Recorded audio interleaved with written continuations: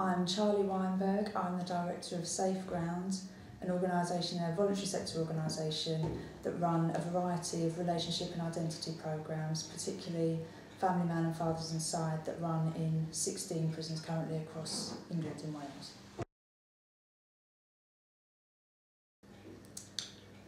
I think the Minister clearly believes there are potential advantages of TR around reoffending and around efficiencies.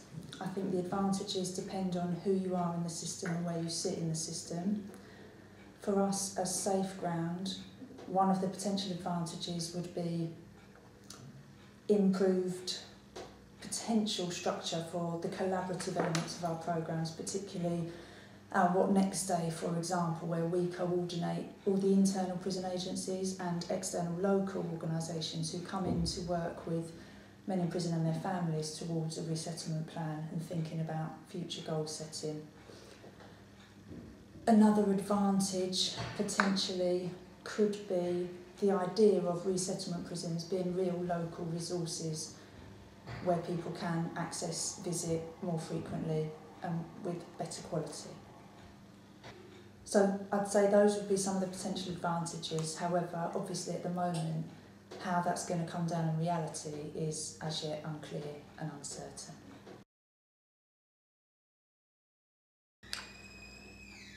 I'd say some of the potential disadvantages are the timescale. It's an enormous change programme in a very short period of time. I'd say part of the disadvantage that brings with it is the potential for a huge loss of expertise and skills because the uncertainty leads to people leaving. I'd say along with that there's the potential for a loss of services because where an advantage for us could be the continuation of our high quality services being delivered, the disadvantage could be that we cannot continue to deliver our high quality services. And that won't apply just to us. I'd say the context is a disadvantage for TR because a change programme like this happening concurrent with the fair and sustainable process, the benchmarking process, changes to the education system and contractors within prisons, changes to the incentive and earned privilege system is a disadvantage. And I'd say put all of that together and you get quite an unclear and uncertain environment. That's a disadvantage.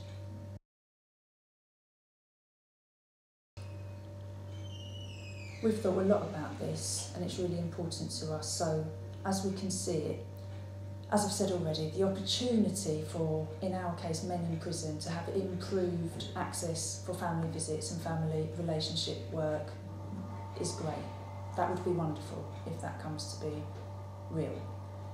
For some people, the opportunity to access interventions on a probation order under 12 months will presumably be an opportunity and an advantage.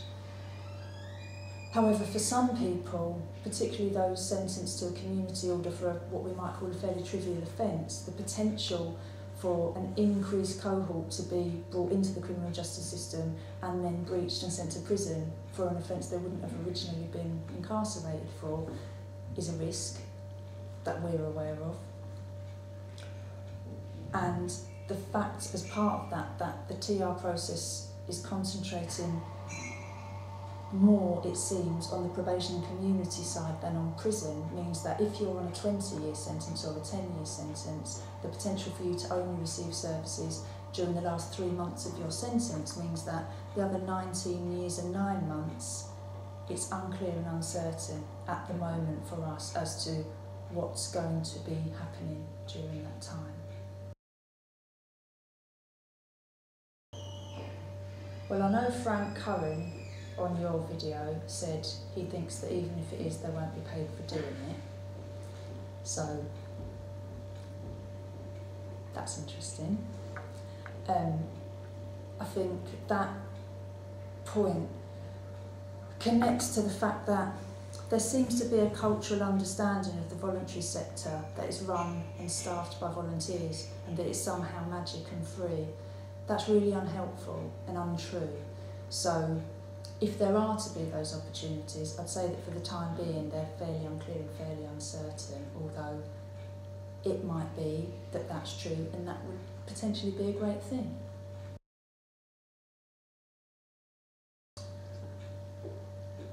It might be that there will be a very small prison population who go through prison, don't reoffend and come out with improved life chances. It might be that there is a tendency to follow some of the elements of the US model, like the building of supermax prisons, which I think would be a devastating consequence of a logical progression that we might be beginning. I think it might be that there are fewer, larger, charitable organisations because the smaller organisations can't either get to scale or be efficient at the kind of scales that supermaxes, for example, would require. And I think there's always a risk that cost overrides value and efficiency overrides quality.